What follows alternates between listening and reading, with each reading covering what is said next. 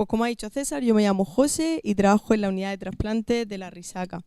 Como se me ha adelantado María José y se me ha adelantado el doctor Gómez, yo voy a hacer una muy breve introducción de qué es la insuficiencia renal y cómo llegamos al trasplante, y luego explico mi día a día en la unidad de trasplantes, que es para lo que yo vengo aquí.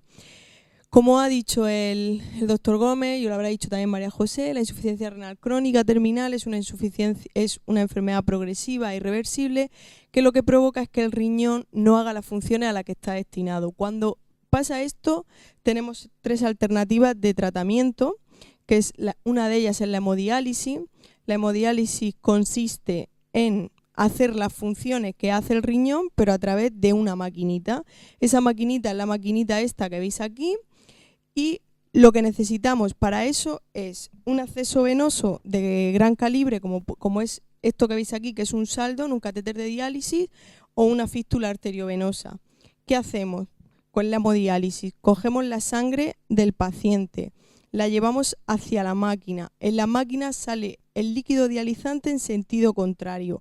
Ahí hay un baño en los capilares y se absorben las sustancias de desecho y el exceso de volumen que hay en el organismo. En el caso de que no se quiera, porque normalmente los pacientes ven mucho más cómodo la diálisis peritoneal que la hemodiálisis, o porque clínicamente está indicado la diálisis peritoneal, la otra opción que tenemos de tratamiento es hacerlo a través del peritoneo. ¿En qué consiste? Un catéter que la punta está insertada en la cavidad peritoneal. Necesitamos lo mismo, una maquinita con un líquido dializante. Cogemos la máquina, la programamos, nos metemos el líquido en la cavidad peritoneal. Se utiliza el peritoneo como membrana natural para hacer el intercambio y luego vaciamos el líquido que tenemos en la cavidad. Siempre tiene que salir un poquito más de lo que ha entrado porque es el exceso de volumen que genera el organismo. Y luego el tema que a nosotros nos compete, que es el trasplante renal. ¿En qué consiste el trasplante renal? Pues ya lo sabemos. En implantar un órgano de un donante emparentado o no emparentado, en el caso de que sea vivo, o en un donante cadáver, en el receptor. ¿Qué ventajas tiene el trasplante frente a la diálisis? ¿Por qué se suele elegir el trasplante? Porque el riesgo vital en la cirugía y en el trasplante para el enfermo es mínimo. Luego hay el injerto, el nuevo riñón, tiene una supervivencia muy elevada. Si todo va bien, mínimo dura 8 de 10 años de donante cadáver. Si es de donante vivo, dura un poquito más. Mejora la calidad de vida del paciente de manera soberana, porque cuando están en hemodiálisis se conectan a la máquina aproximadamente de 3 a 4 días durante 4 horas, con las limitaciones sociales, familiares, laborales y demás que eso lleva y el desgaste que sufre el organismo. Y luego, la ventaja económica. Es mucho más barato mantener un paciente trasplantado, que mantener un paciente en hemodiálisis. Todas las maquinarias y todos los recursos materiales que se utilizan para la hemodiálisis y la diálisis peritoneal son muy caros. Y luego tener en cuenta que, por ejemplo, cuando van de viaje o cualquier cosa, si están en diálisis peritoneal, el mismo laboratorio farmacéutico, ellos los llaman y les llevan las bolsas y todo el material al hotel al que van, porque ofrecen ese servicio básicamente porque son tan caros que se pueden permitir el lujo de pasearse por todos lados sin ningún inconveniente. Y luego, en el caso de que sea la hemodiálisis, pues ya es más complicado porque tienen que buscar un hospital donde lo dialicen. Ponerse en contacto con ellos, con los nefrólogos del hospital al que vaya, decirle la diálisis que lleva, cuánto tiempo, y ya es mucho más complicado, con lo cual si tú llevas un órgano, pues básicamente es como si no tuviesen ningún problema. ¿Qué inconvenientes tiene el trasplante? ¿Por qué no ponemos muchas veces un riñón? Pues básicamente porque hay alguna enfermedad en el receptor que no hace viable esa cirugía. Esa cirugía, como ha dicho el doctor Gómez, puede ser porque haya una enfermedad infectocontagiosa activa, un VIH, una hepatitis C, porque haya alguna alteración anatómica que impida que se implante el riñón, porque tenga un cáncer o se prevé que pueda tener en algún futuro por algún estudio inmunológico algo. ¿Por qué? Porque cuando se dan los inmunosupresores, las células tumorales crecen a una velocidad terrible y acaban provocando metástasis en ese paciente. Y luego, otro de los inconvenientes, por eso el doctor Gómez me ha dicho que os potencia lo del donante vivo, es la escasez de órganos viables. Hay más gente que precisa un órgano o que se ha decidido a trasplantarse con el paso de los años por el conocimiento sobre el trasplante que órganos viables en este momento. Por eso se está potenciando el donante vivo. Y también os han comentado ya que lo del donante en asistolia, con eso se está consiguiendo unos pocos más de donantes, pero actualmente cuando el paciente tiene un traumatismo craneoencefálico, en la UCI pues se están haciendo craneotomías descompresivas, lo que evita que el paciente se descerebre, con lo cual no es un donante potencial. ¿Cómo solucionamos la escasez de los órganos viables? Con los donantes vivos. ¿En qué consiste el donante vivo? Ya os lo han contado. Un donante emparentado o no emparentado. Emparentado tu padre, tu madre, tu hermano. No emparentado cualquiera, desde un donante altruista al chico que te pone el café, a tu novio, quien quiera, ¿vale? ¿Por qué elegimos el donante y por qué el donante vivo y por qué decimos que es el futuro? Pues primero porque el riesgo para el donante es mínimo. El riesgo que se corre en esa cirugía y posteriormente a la cirugía es casi nulo. El órgano, a lo largo de los años, tiene una mayor supervivencia, tiene más años de vida y se necesita menos dosis de inmunosupresores y tiene menos riesgo de necrosis tubular que el de un donante cadáver.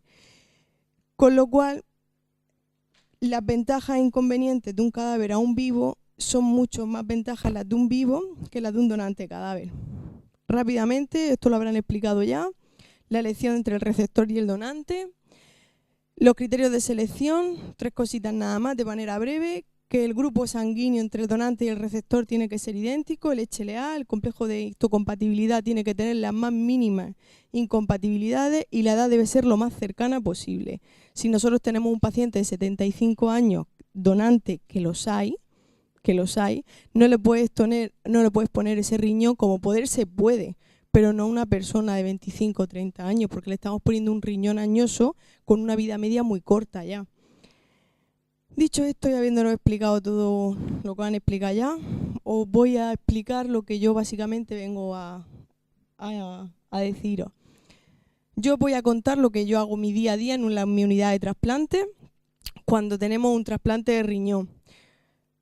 Para resumir o haceros una idea, yo lo he dividido en las 4 etapas: cuando preparamos al paciente que vamos a trasplantar, cuando se baja a quirófano, cuando sube de quirófano y luego la etapa de la educación para la salud, que básicamente se hace durante todo el trasplante y cuando el paciente se va de alta. ¿Qué es lo primero que hacemos cuando nosotros tenemos un paciente que vamos a trasplantar? Nosotros en la unidad de trasplantes tenemos todos los trasplantes, toda la gente que ya está trasplantada y luego aparte cuando hay... ¡Ojalá que se va todo! Luego, es que me faltan manos. A ver. Ahí estamos bien. Luego, cuando nosotros estamos en nuestro día a día y surge un donante, cuando surge un donante, nosotros preparamos al receptor. Para eso nos llama Julio, nos llama Rosa, quien sea, y nos dice que hay un donante, que va a venir X personas con su nombre y apellido, uno para el receptor del hígado, otro el corazón, otro el riñón y los reservas que conlleva, porque cada órgano lleva un reserva.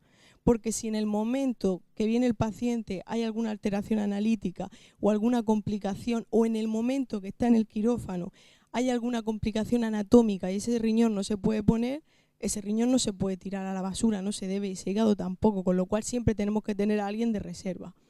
Pues nosotros nos llaman, nos dicen eso, el paciente previamente pasa por diálisis y viene a la unidad.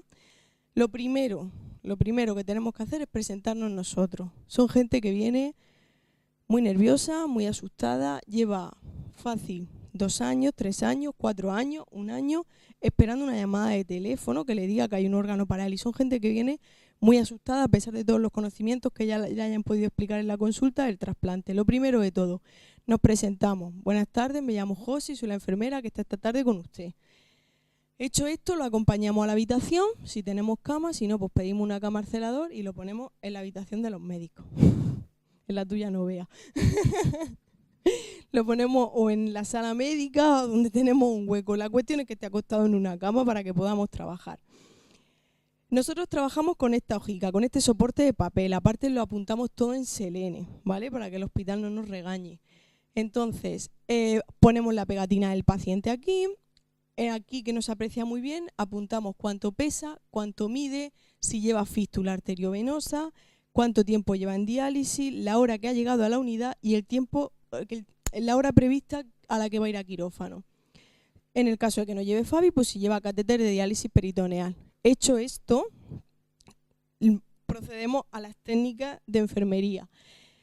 ¿Qué le hacemos a este paciente? Pues a este paciente le canalizamos una vía venosa periférica. A través de esa vía venosa sacamos una analítica urgente, una analítica ordinaria, unas pruebas serológicas e inmunológicas que, a pesar de que eso está ya archimega estudiado en la consulta, se hace la inmunológica parte para un estudio y parte también por si hay alguna complicación inmediata para que tengamos la analítica más reciente posible de ese paciente para saber de dónde tirar en el caso de que haya algún problema. Se le hace, como cualquier preoperatorio, una radiografía de tórax, un electro y le cogemos cultivos. Los cultivos son óticos, nasales, faringios, con los bastoncillos esos largos blancos que son como los de los oídos pero más largos. Y luego, si el paciente tiene orina residual, le cogemos un urocultivo.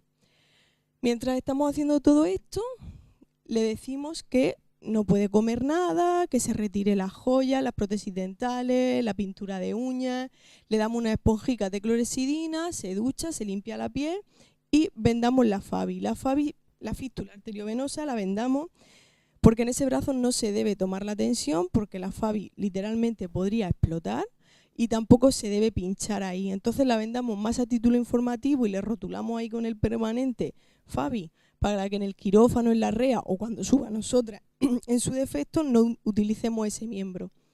Como cualquier preoperatorio también, o casi cualquier preoperatorio, se le pone una profilaxis antibiótica, que suele ser el Tazocel. Son 6 dosis en total, una previa a quirófano y 5 posteriores. Y luego se le dan las pastillicas, 2 inmunosupresores, el Prograf y el Celc, con un sorbito de agua muy pequeño.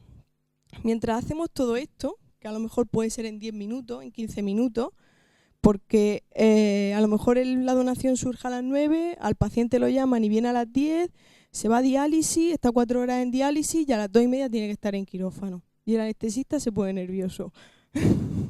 Se pone nervioso y tiene que estar a las 2:30 en quirófano, con lo cual nosotros lo que hacemos es transmitirle al paciente estrés, puro estrés, porque vamos corriendo.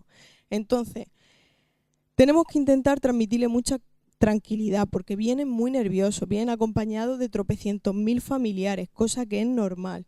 Le tenemos que aclarar cualquier duda que le surja en ese momento, cualquier cosa que necesite, cualquier cosa que a él le tranquilice, nosotros tenemos que ayudarle y colaborarle en eso.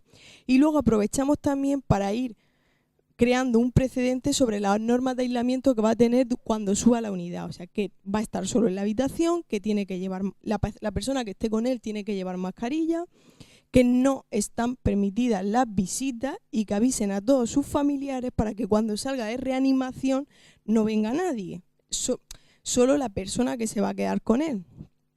Una vez que hemos hecho esto, el paciente sube el celador al que le toque y se lo baja a quirófano. En quirófano ya explica el doctor Gómez de sobra lo que pasa. Se elige la fosa ilíaca derecha normalmente, si no puede ser por lo que sea o porque hay un riñón anterior, se pone en fosa ilíaca izquierda. Primero porque es de muy fácil acceso, está muy cerca a la vejiga, con lo cual el uréter llegará antes y mejor. Está protegido por los huesos de la pelvis, por en el caso de algún golpe o de algún tipo de ejercicio que haga o trabajo que le pueda provocar algún daño. Y está cerca de grandes vasos para hacer la anastomosis a la hora de unir la arteria y la vena. Pues bien, teníamos un paciente que había venido a trasplantarse, nosotros lo hemos bajado a quirófano con una vía periférica y sale del quirófano y se va a reanimación. En reanimación está aproximadamente 3-4 horas hasta que se estabiliza hemodinámicamente. Una vez que está estabilizado hemodinámicamente, para la tercera centro con un lazo. Entonces, cuando sube a mi unidad, volvemos de nuevo a hacer el protocolo de acogida, presentarnos, la acomodamos en la habitación y nuestro trabajo de enfermería en todo el post-trasplante va dirigido básicamente a mantener la función renal y a evitar cualquier complicación que pueda surgir. Lo primero que os he dicho, acomodamos al paciente a la habitación, importante, labor de enfermería, acompañarlo a la habitación, meterlo, presentarse, ¿vale? decirle, indicarle, mira, aquí está la luz, aquí está el timbre, si usted necesita cualquier cosa, yo me llamo tal, mi compañera es no sé quién. O sea, siempre hay que intentar que el paciente esté lo más familiarizado con nosotros y con la situación y con la habitación y con todo lo demás, porque que él esté tranquilo va a repercutir mucho en su recuperación. Y luego volvemos a explicar otra vez de nuevo las normas de aislamiento inverso. Volvemos a explicarle que todo el cartapacio familiares que tiene, que no va a entrar nadie, cosa que les molesta y se enfadan y te dicen, es que esta tarde me ha tocado la enfermera a borde o alguna cosa parecida, pero es que realmente ellos están inmunodeprimidos, tienen las defensas bajas y es lo que ha dicho el doctor Gómez, lo que para nosotros es un resfriado, para ellos se convierte en una neumonía. Entonces hay que intentar hacerle ver a la familia que no son caprichos, que es una necesidad del paciente. Bueno, pues una vez hecho esto y el paciente está en la habitación, nosotros entramos y empezamos a hacer una valoración integral del paciente. Cuando el paciente viene de reanimación, ya bien sea un trasplante o cualquier otra cirugía, de los pies a la cabeza se mira absolutamente todo, siempre manteniendo la intimidad del paciente, no va a hacer así con la sábana, pero hay que intentar verlo absolutamente todo. Nosotros ya os digo, bajamos a un paciente con una vía periférica, nos sube un paciente con una herida quirúrgica, normalmente en fosa ilíaca izquierda, con un drenaje, un Blake, también en fosa ilíaca derecha, he dicho izquierda primero, todo en fosa ilíaca derecha. Una vía central, bien sea de acceso periférico o de acceso central, como es el caso de la yugular, si no llevaría un pico o un drum, y una sonda vesical. En ese momento, cuando el paciente viene, pues nosotros lo primero de todo, tiene usted dolor, está cómodo, intentar ponerlo en la cama lo más cómodo posible y controlar el patrón respiratorio, que ventile bien, que el paciente no tenga sensación de disnea y que las constantes vitales estén dentro de la normalidad. ¿Qué es lo que hacemos? Nosotros tomamos la diuresis, la presión venosa central, la frecuencia cardíaca y la tensión arterial por hora, ¿vale? Cada hora hay que mirar esas 4 cosas. Todo eso, una vez que lo tenemos, hacemos una valoración para hacer un mantenimiento de la sueroterapia, de los diuréticos y la dopamina, que es la droga vasoactiva que sale aquí. La dopamina suele estar a dosis diurética, 12 mililitros hora aproximadamente. Los diuréticos, cuando el paciente deja de orinar por algún motivo, lo primero que se hace es poner un bolo de Seguril. Si con el bolo de Seguril no responde, entonces se pondría una perfusión de Seguril. Y la sueroterapia. La norma de la sueroterapia es que tiene que estar 50 mililitros por encima del valor que orine el paciente por hora. Si el paciente orina 150 mililitros hora, para que ese riñón esté bien hidratado y el organismo esté bien hidratado, hay que ponerlo a 200, 250. Si el paciente está orinando bien y tiene las tensiones bien y las presiones venosas que no pasen de más 10, una velocidad de la sueroterapia de 250 es ideal. Y luego controlarle los drenajes. Los drenajes aquí pone cada 24 horas, pero las primeras 24 horas, 48, es muy importante que nos fijemos mucho en el drenaje, en el aspecto y en la cantidad. ¿Por qué? Porque el paciente viene con el drenaje. Y al principio el contenido es seremático, más bien hemático que seroso. Pero vosotros imaginaros que viene a la unidad y tiene 50, nada más. Viene de la REA con 50. Y a las 3 horas el paciente tiene 800. Evidentemente el paciente tiene un sangrado, ahí pasa algo. Pasa algo porque no es normal que haya drenado 550 en 3 horas. Hay un sangrado, hay algo que no está bien suturado, ha perdido alguna sutura y está sangrando. O en el caso al revés, que el paciente viene teniendo un líquido de drenaje normal, un drenado normal, 100, 150, 200, y al menor a las 24 horas, de esas 24 a las 48 que le siguen, no tira nada por el drenaje y la zona de la herida está abultada, está aumentada de tamaño, con lo cual quiere decir que el drenaje no está haciendo su función, que no está recogiendo el líquido drenado y se está acumulando ahí.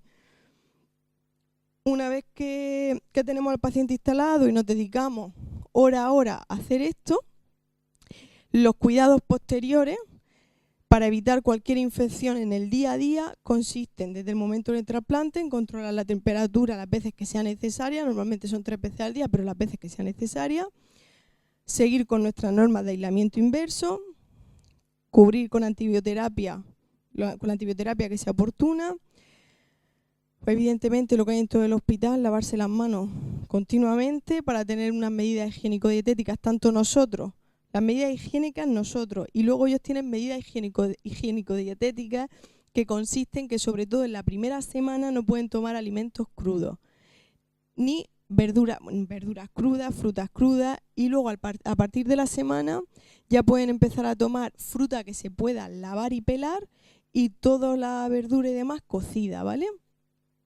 La cura hay que hacerla siempre de manera estéril. Aquí he puesto una fotillo del material que solemos utilizar. Una cura estéril con su betadine, su suero fisiológico, lo que precisemos. Y luego, siempre se hace un urocultivo de control. El cultivo de la herida si fuese preciso porque viésemos algún signo de infección, o cultivo del catéter, o hemocultivo si el paciente hace fiebre. Cualquier cosa que a nosotros nos indique que puede haber un proceso, que hay un proceso febril y que puede haber cualquier infección, lo cultivamos todo, desde puntas de drenaje a puntas de catéter, a urocultivo. A veces bajamos con batea, que en microbiología nos miran, porque bajamos con 7, 8 cosas en una batea de un solo paciente. Para que todo esto, para que el trasplante vaya bien, aparte de todas las medidas de mantenimiento de sueroterapia, drogas vasoactivas y demás, tenemos que darle las pastillicas. Las pastillicas, los inmunosupresores. Yo no os voy a contar absolutamente casi nada porque creo que ahora el doctor Pont os habla de todos los inmunosupresores que hay. Simplemente deciros que nosotros solemos usar más el Prograf y el Celcé. En el caso de que no lo tolere el paciente o cualquier otra situación, solemos dar ciclosporina, y luego si hay algún problema de linfocitario y demás, se ponen timoglobulina. Siempre se asocian a glucocorticoides, a la prednisona o al urbasón en su momento, y la idea es que lleve las dos cosas, glucocorticoides y inmunosupresión, para que se potencie el efecto de los dos. Como he dicho, nuestras medidas van destinadas a mantener la función renal y a evitar las complicaciones. Os digo brevemente las complicaciones que tiene el trasplante renal. Los trasplantes renales pueden tener una complicación vascular, que es lo que os ha explicado el doctor Gómez, de la estenosis, la trombosis o la fístula arteriovenosa, ¿vale? Que para eso se hacen ecodoppler de control para evitar que esto pase, y está todo protocolizado.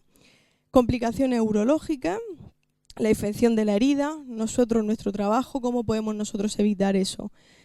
Una herida sabemos que está infectada porque está roja, porque está caliente, porque el paciente tiene fiebre, y todo eso hay que comunicárselo al nefrólogo. Una hemorragia evidente, o bien sale demasiado líquido, demasiada sangre por el drenaje, o sale sangre entre los ágrafes de la herida. El paciente puede estar hipotenso, sudoroso, pálido. Todo eso nos puede indicar que hay una complicación que puede ser una hemorragia. Parenquimatosa. A ver, puede haber una disfunción primaria del injerto, que se hace una biopsia renal de control para saber si existe una disfunción primaria. Luego el rechazo puede ser agudo o crónico. Que haya un rechazo agudo no significa que hayamos rechazado el riñón o el hígado o cualquier otro órgano y que ya no funcione. Un rechazo agudo consiste en que el organismo no es tonto, el organismo sabe que ahí hay algo que no es suyo, y a pesar de que le estamos dando los inmunosupresores, lucha contra él. Tiene una pequeña pelea, como diciendo, esto no es mío, y se pelea un poco. Para eso hay un protocolo de corticoides durante 12 días, que lo que hace es engañar un poquito al organismo para que eso no vuelva a pasar. Y luego el rechazo crónico, pues sí, cuando hay un rechazo crónico ya tenemos un problema, porque ese órgano ha llegado a un momento que no se lleva bien con tu cuerpo. Consiste en varios rechazos agudos, poquitos rechazos agudos de manera continua, para que me entendáis. Y al final el organismo pues no acaban llevándose bien y lo rechaza. Las infecciones, ya sabemos.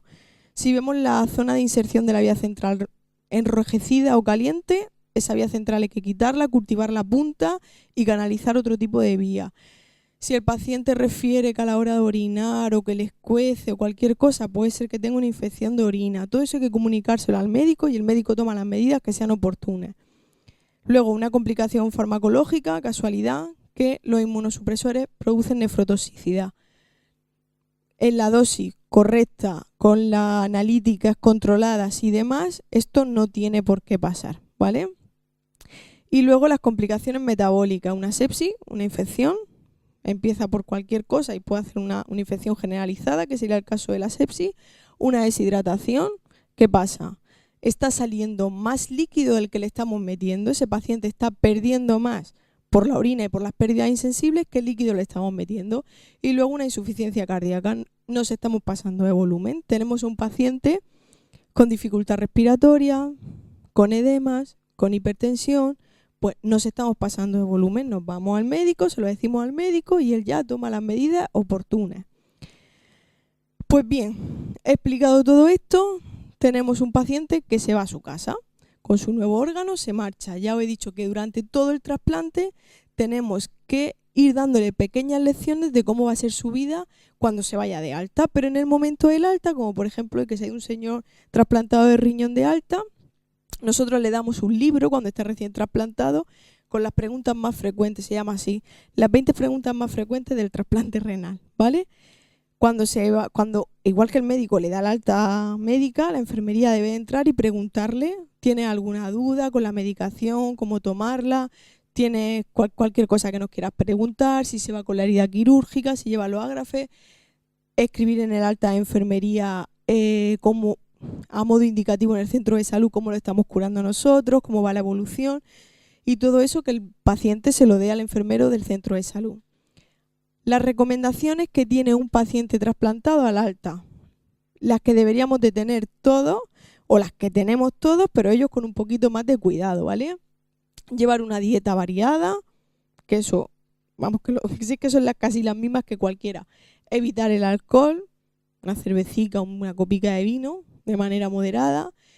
Llevar una vida sexual sana, el sexo con protección, como todo el mundo. Las mujeres deben evitar quedarse embarazadas, sobre todo en los 2 primeros años, porque puede ser que haya alguna interferencia con la medicación o porque al aumentar la cavidad abdominal de tamaño puede ser que presione un poquito el órgano y haga un poquito de isquemia. Entonces, a los 2 primeros años no es muy conveniente, que se tenga mucho cuidado con su higiene personal, ¿vale? Que no esté rodeado de animales que están sin vacunar, que no se acerque a lugares donde haya polvo, que no se acerque a las sobras, que sea curioso, que no comparta con nadie cuchillas, elementos cortantes, lo que todos sabemos. Y luego evitar la exposición al sol. La exposición al sol se debe evitar porque al inmunodeprimirse, el paciente es más susceptible que cualquiera de cualquier paciente que no esté inmunodeprimido a tener un cáncer de piel. Entonces tiene que evitar las horas principales, si sale al principio, sobre todo al principio cuando los inmunosupresores no están muy bien controlados en su dosis, que lleve siempre una gorra, protección en la cara, protección en las manos, que no salga en la hora del centro del día y cualquier medida que evite que tenga una exposición directa en las horas, porque no parece una tontería, pero nosotros hemos trasplantado gente, señores que están calvos, que libremente se han ido pues, a sus tareas, hay gente que se va a su campo, a su huerto, a su jardín, a la playa y ha venido con melanoma en la calvicie. Un adecuado manejo de la medicación. Hay que explicarle al paciente que las pastillas, cuando el médico lo diga, el Prograf o el Cercet, tiene que tomarlo en ayunas porque hay una mejor absorción del principio activo en ayunas. Que si vomita las 2 horas posteriores a la toma, en esas 2 primeras horas, que repita la dosis, sino que no la repita. Ya mañana será otro día, pero que no la vuelva a repetir. Muy importante que si se va de viaje, que se lleve la medicación. Que si en algún momento se queda sin medicación porque hay algún problema en la farmacia, que venga en la unidad, que en la unidad se la damos, pero que no se deje la medicación. Hay gente que se ha dejado la medicación. El otro día tuvimos un paciente que se había dejado la medicación porque lo iban a operar, le iban a hacer una neurocirugía. El neurólogo le dijo, el neurocirujano, déjese usted toda la medicación que lleve. Pues se dejó, qué lástima, muy obediente, toda la medicación, hizo un rechazo agudo. Lo tratamos con corticoides y demás y el hombre ahora mismo está de alta en su casa, perfecto. Las vacunas. El primer año es aconsejada, después virus muerto o atenuado. El trabajo.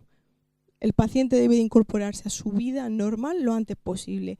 Máxime que si está en diálisis o en diálisis peritoneal, ha perdido su ritmo, ha perdido su horario normal de trabajo, su vida social y demás. ¿Por qué? Porque estando en diálisis 4 horas cada 48 horas o vaciándose la barriga de 3 a 4 veces al día, evidentemente no puede trabajar. Con lo cual, cuando el estado del trasplantado lo permita, siempre y cuando no sean trabajos de esfuerzo que pueda provocarle un golpe en el riñón, a trabajar. La actividad física, como todo el mundo, caminar, correr, pero cosas raras de estas, del kickboxing, de colgarte de las cuerdas como hay en el gimnasio, de saltar en las camas y todo eso, no. No, porque te da un golpe en el riñón y adiós riñón. Y hay otras muchas más maneras de hacer deporte. Y luego los controles médicos. En informe de alta médica va cuando debe acudir de nuevo a la consulta, ¿vale? Pero en las primeras, yo no voy a decir porque cada trasplante es un mundo, pero la primera semana vienen 2 veces, hay que hacerle una analítica, se le hace también la biopsia renal, se le hace también la eco renal para ver que todo está bien, deben de venir en ayunas, se sacan la analítica y posteriormente desayunan, se toman los inmunosupresores porque deben de venir con ellos sin tomar, se toman los inmunosupresores y ya pasan la consulta. Y luego decirles brevemente los motivos de alarma, que en el momento que ellos noten cualquier cambio en su estado basal, que acudan al hospital. Si tienen fiebre, al hospital. Si tienen náuseas, diarrea, vómito, al hospital. Si la zona de la herida se le pone roja, caliente, endurecida, deben de acudir. Si tiene edemas, hipertensión, también. Si empieza a orinar poco, también. Cualquier señal que indique que ese riñón no está funcionando bien o cualquier señal que a ellos les resulte raro de su estado basal, deben de venir al hospital. Y nada, y con esto y un bizcocho, para mí esta es la mejor campaña publicitaria que ha hecho la ONT en los 8 años que yo llevo en la unidad de trasplante. Igual que el doctor Gómez, yo invito a que vengáis a la tercera centro cuando queráis a ver lo que hacen vuestros compañeros enfermeros, nosotros. Y muchas gracias, chicos, por vuestra atención. Uy, a toda velocidad. ¿Queréis preguntar algo?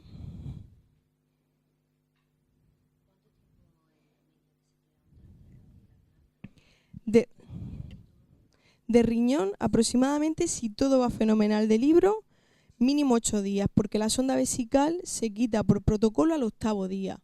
Se quita, aparte que se deja hasta el 8º día para controlar la diuresis de manera exacta, se deja para evitar que el paciente, si tú le quitas la sonda vesical y en ese momento hace un globo vesical, la vejiga se distiende. Al distenderse, presiona el riñón nuevo y puede provocarle una isquemia, con lo cual el riñón se pierde.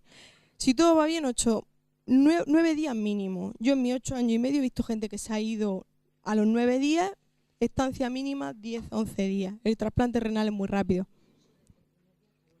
Hasta el último, sí. Luego cuando se van a casa, las indicaciones que le damos es que no se acerquen a lugares donde haya polvo, si no tienen animales vacunados, que no vaya a verlo la gente, porque esto no es un parto, que no vaya a verlo la gente, que no, si tiene nietos, hijos, si están resfriados o moquean, que no se acerquen mucho a ellos, pero luego una vez que se van a casa, su vida normal en el domicilio, y cuando vengan a la consulta, al hospital o al centro de salud, por lo que sea, que vengan con la mascarilla para evitar cualquier infección. ¿Algo más? Antonio, me acordé esta mañana que me iba a hacer una pregunta inteligente para quedar los dos fenomenal. Bueno, pues ya está, pues muchas gracias.